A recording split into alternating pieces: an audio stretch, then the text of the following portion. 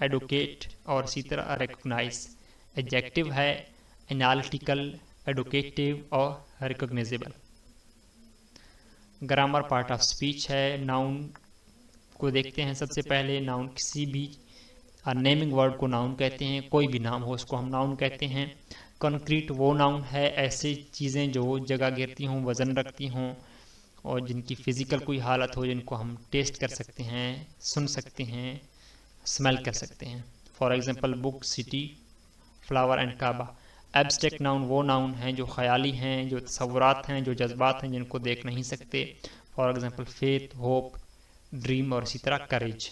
Countable वो noun हैं जिनकी जो प्लूरल भी होते हैं और सिंगुलर भी होते हैं और जिनको हम गिन सकते हैं। अनकाउंटेबल नाउन वो नाउन हैं जिनका सिर्फ सिंगुलर फॉर्म होता है।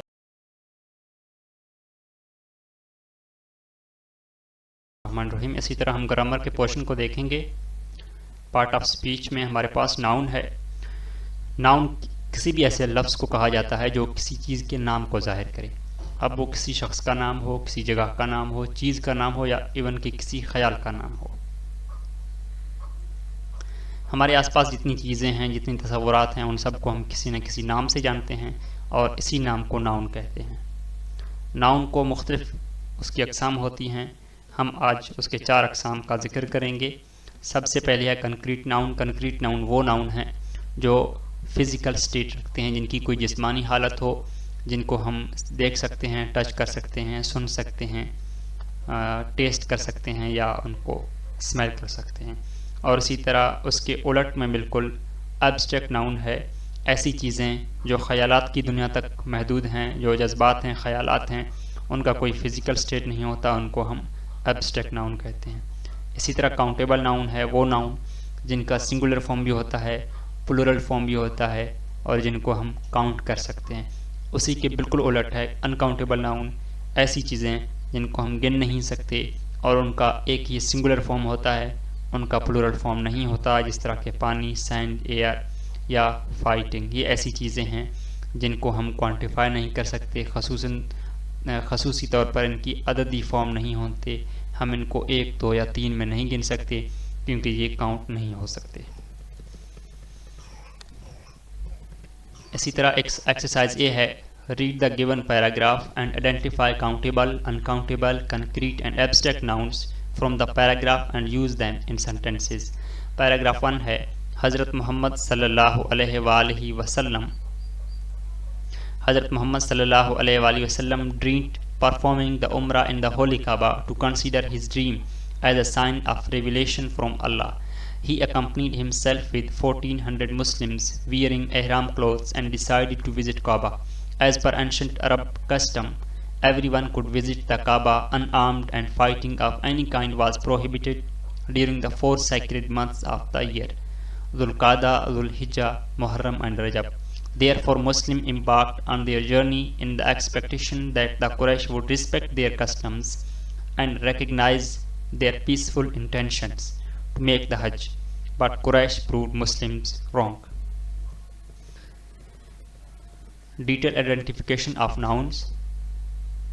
इसमें जो काउंटेबल नाउन है इस पैराग्राफ में वो है मुस्लिम्स, मंथ्स, कस्टम्स, जर्नी और इसी तरह क्लोथ्स। एक्सप्लेनेशन है ये काउंटेबल नाउन क्यों हैं। These are things you can count, for example 14 Muslims 4 months. और इसी तरह अनकाउंटेबल नाउन्स हैं, फाइटिंग है, रिविलेशन है, एक्सपेक्टेशन है और पीसफुल है। ये ख़यालात हैं जिनको हम गिन नहीं सकते, ये जज्बात और ख़यालात में आते हैं, ये वो नाउन है। कंक्रीट नाउन उम्रा, काबा, मक्का, क्लोथ्स, इनको हम गिन सकते हैं, इनको हम देख भी सकते हैं, इसलिए इनकी फ़िज़िकल स्टेट होते हैं। और इसी तरह ये कंक्रीट नाउन है, फ़िज़िकल हैं, टेंजिबल थिंग्स हैं that can be perceived by the senses.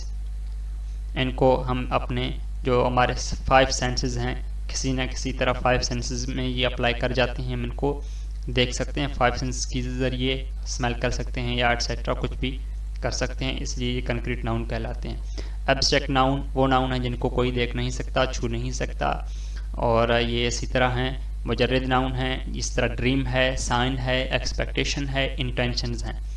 ये ऐसे नाउन हैं जिनको हम देख नहीं सकते, जिनको हम गिन नहीं सकते और जिनको हम क्वांटिफाई नहीं कर सकते और जिनकी कोई फिज़िकल हालत नहीं है। इन्हीं नाउन को हम आगे सेंटेंसेस में यूज़ करेंगे। Countable noun, the Muslims gathered in large number to perform the Hajj. इसी तरह year has 12 months, ancient Arab customs often guide social behaviour. Uncountable noun को यूज़ करेंगे सेंटेंसेस में। There was no fighting allowed during the sacred months. The revelation came to the prophet as sign from the Allah. The expectation was the peace would be maintained. Concrete nouns, the Kaaba is the holiest place in Islam. Pilgrims wear special clothes called ihram during the Umrah. Makkah is visited by millions of Muslims every year. Abstract noun की तरफ बढ़ते हैं। The prophet had a dream about performing Umrah. The treaty was sign of peace between the tribes. Their intentions were to perform Hajj peacefully. Quantifiers क्या हैं? Quantifiers are words used before nouns to indicate the amount or quantity of something. ऐसे अल्फाज हैं जो noun से पहले लगते हैं और हमें ये बताते हैं कि उस नाउन की तादाद क्या है या उसकी मिकदार क्या है। They tell us how much, कितना, और how many, और कितनी तादाद में of a thing there is, कि वो चीज़ कितनी मिकदार में या कितनी तादाद में मौजूद है। Quantifiers help us express quantity without specifying exact number. ये हमें क्वांटिफायर्स जो हैं ये हमें क्वांटिटी तो बताते हैं, तादाद तो बताते हैं, मिकदार बताते हैं, लेकिन ये किसी ख़ास नंबर में हमें मिकदार नहीं बताते। की पॉइंट्स अबाउट क्वांटिफायर्स वो ये हैं।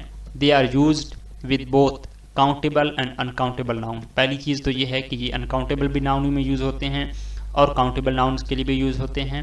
दे show the quantity in general way, either a large amount, a small amount और अ एग्जैक्ट नंबर समटाइम्स। ये जो क्वांटिफायर्स हैं ये अमूमी तौर पर चीज़ों की मिकदार को बताते हैं। ये चीज़ों की बड़ी तादाद में बताते हैं और छोटी तादाद में भी बताते हैं, और कभी कभार ये एग्जैक्ट नंबर भी बताते हैं किसी चीज़ की तादाद में। Some quantifiers can be used only with countable nouns, some only with uncountable nouns and some with both. जो क्वांटिफायर्स हैं ये कभी कभार काउंटेबल नाउन के लिए, कभी कभार अनकाउंटेबल नाउन के लिए और कभी कभार दोनों के लिए भी यूज़ हो सकते हैं, यूज़ होते हैं। Choose the right options to fill in the blanks. Ansa is always at home. She doesn't go out much. I don't like the weather in London. There is much rain. We could not sit anywhere at the event. There were many people. I did not have too much time to finish my test.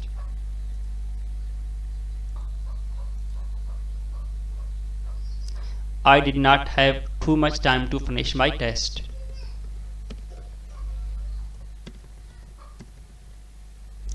You drank too much coffee, that's why you feel sick. अच्छा जी, ये जितने सारे हमने ये exercise हमने देखा है ये किसके लिए था? ये क्वांटिफायर्स के लिए था। अब यहाँ पे आप देखें मच यूज़ हुआ है, इसी तरह यहाँ पे भी मच है, यहाँ पे मैनी है, टू मच है और इसी तरह ये किस लिए यूज़ हो गए हैं? ये क्वांटिफायर हैं। हमने बताया था क्वांटिफायर वो चीज़ें हैं जो नाउन से पहले लगते हैं, जिस तरह ये रेन से पहले क्वांटिफाई मच लगा है, तो यहाँ पे जो क्वांटिफाई है ये अनकाउंटेबल नाउन के लिए है, और इसी तरह यहाँ पे ये मच है जो पीपल के सामने यूज़ हुआ है, पीपल नाउन।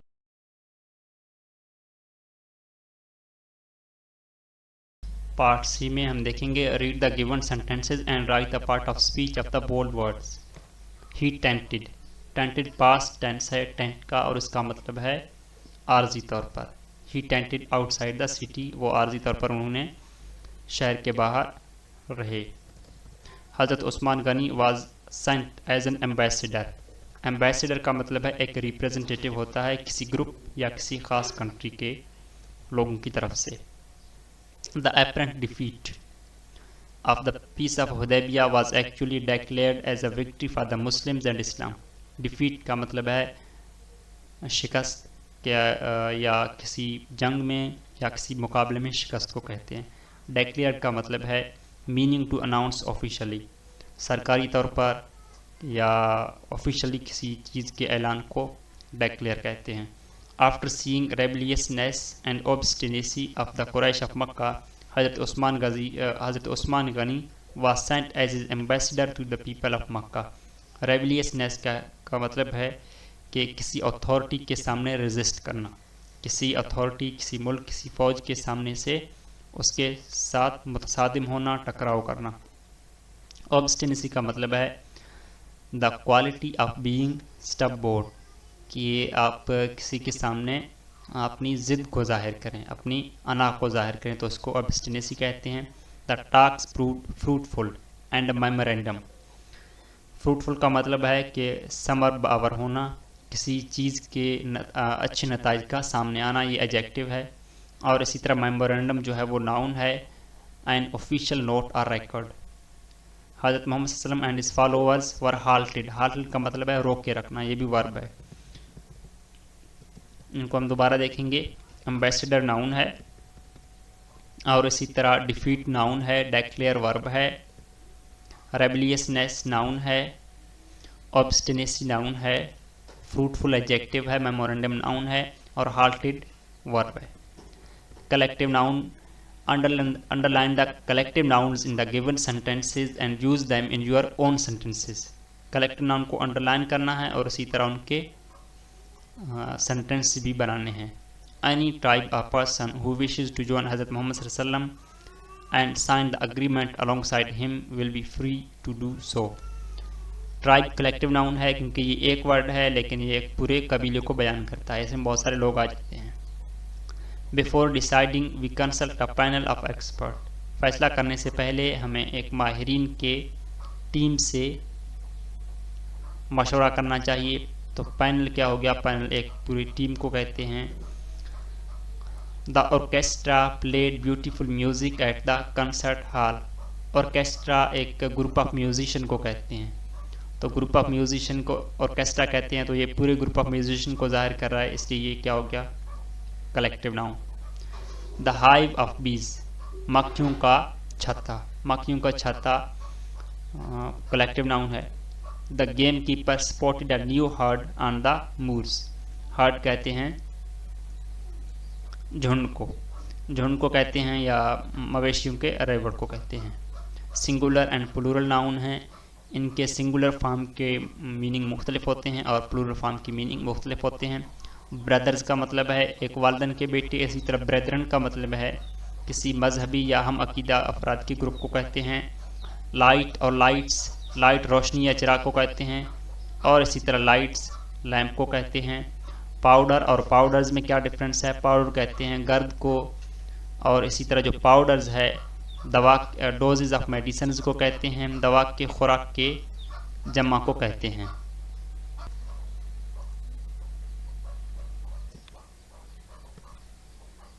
इसी तरह कलर और कलर्स, ह्यू और शेड, ये वो कलर हैं, एक कलर के मुख्तलिफ शेड्स होते हैं, तो वो उससे रंग मुराद है।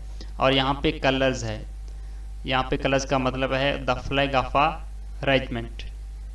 तो इनके इंग्लिश में आप देखें तो इंग्लिश में इनको थोड़ा सा डिफरेंस है, लेकिन उर्दू में इनकी मीनिंग में उतनी बड़ी डिफरेंस आपको नज़र नहीं आएगी। मैनर का मतलब तरीका है, और इसी तरह यहाँ पे मैनर्स का मतलब आदाब होता है। इसी तरह एयर और एयर्स, एयर कहते हैं एटमॉस्फेयर को, फ़ज़ा को, एयर्स कहते हैं किसी शख्स की फ़र्जी अदा को कहते हैं। गुड और गुड्स, इनमें डिफरेंस है, और ये डिफरेंस आपको उर्दू में भी नज़र आएगा। गुड का मतलब है अच्छाई या भला या अच्छा होना, और गुड्स का मतलब है सामान या माली तिजारत, मर्चेंटाइज और कमोडिटीज़।